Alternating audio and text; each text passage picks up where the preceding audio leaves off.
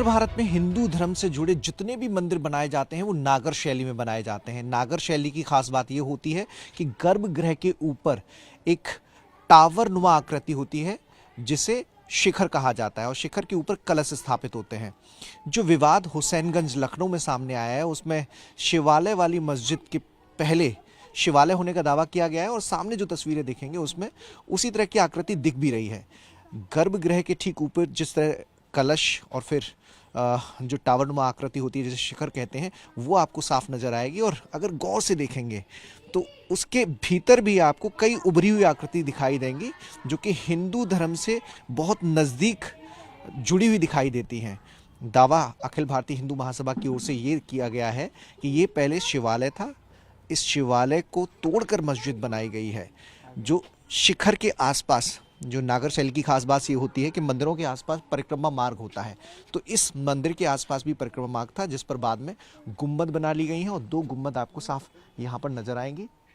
आगे जो नई कंस्ट्रक्शन हुआ है गेट जिस पे जो मस्जिद होने की पहचान होती है, जो चिन्ह होते हैं वो दिख रहे हैं और ये पूरा जो इसे गौर से देखेंगे तो कलश के और जो टावरनुमा आकृति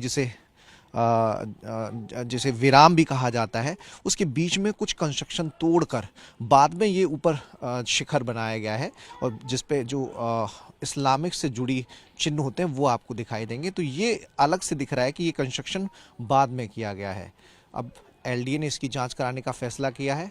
3 दिन में इसकी रिपोर्ट देनी है। इसको लेकर लंबे अरसे से विवाद चल रहा था। श्री कृष्ण जन्मभूमि को लेकर विवाद है, ज्ञानव्यापी मस्जिद को लेकर विवाद है और विवादों की कड़ी में एक नाम और जुड़ गया है लखनऊ के शिवालय वाली मस्जिद को लेकर। और जैसा कि नाम भी है कि ये पहले शिवालय था, इसकी तस्दीक भी करते हैं। पुराने हिस्सों में लखनऊ के अक्सर चर्चाएं होती थी शिवालय मस्जिद की, तो उसके पीछे तर्क ये दिया जाता था चूँकि यह पहले शिवालय था, उसके बाद यहाँ पर मस्जिद बनाई गई है।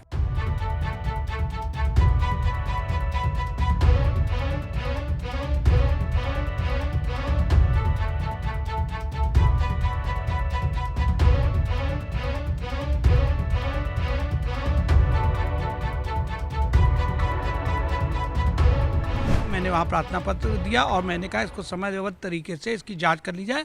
ये नजूल की ज़मीन पे बना हुआ है कि ये कब ये जांच के आदेश दिए गए हैं? ये कल की बात है। कल मैंने पत्र दिया, उस पर आदेश हुए हैं और ये कहा है मैंने कि वहाँ जांच की जाए कि ये इस धार्मिक स्थल का कोई डीएम से परमिशन ली गई कि नहीं ली गई, डीएम से आपके यहाँ से या जिला प्रशासन से, किस प्रकार से इस मंदिर को का तब्दील करके यहाँ पर जो मस्जिद तामीर कर दी गई और हिंदुओं को पूजा के अधिकार से वंचित कर दिया गया।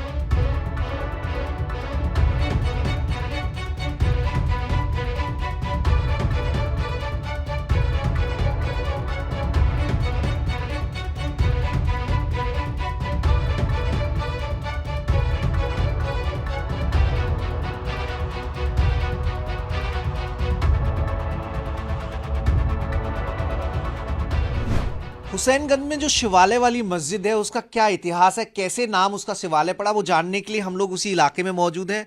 पंडित युगल किशोर जी हमारे साथ हैं।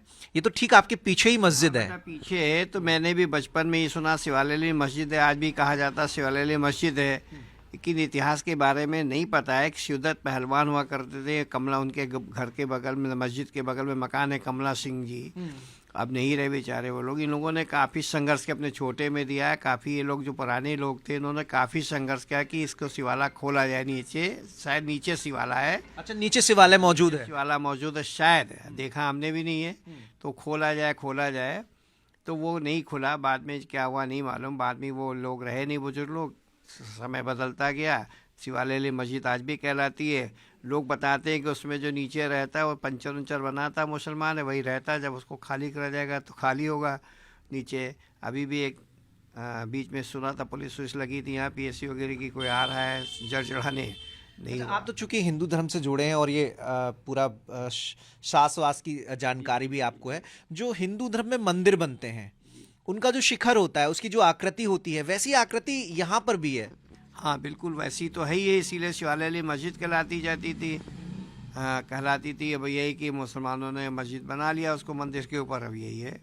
तो कभी पहल नहीं हुई कि भाई आपस में भाईचारे से? कभी हम जब छोटे थे, अब मैं 68 ईयर्स का हो रहा हूँ, जब मैं छोटा था मैं 50 यहाँ आया हूँ जब मकानी लिया गया था, तो मैं बचपन में देखा करता था शिवालय मस्जिद है, शिवालय मस्जिद है, लोग भीड़ लगाते थे कि मंदिर में हम जल चढ़ाएंगे, जल चढ़ाएंगे।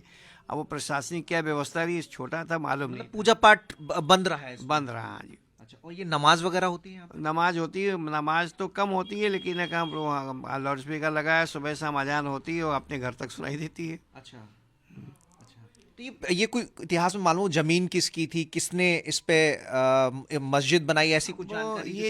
ये जो मोहल्ला है, ये अब जैसे हमारा मकान है, ये तो फ्री होल्ड है, सामने सब नजूल की ज़मीनें हैं, ये इधर बगिया थी भी नजूल है, सामने मकान बन गए वही नजूल की ज़मीनें हैं। तो कुछ यहाँ नजूल की ज़मीनें, उसमें लोगों ने आके घर वर बना लिया, वो चल रहा है।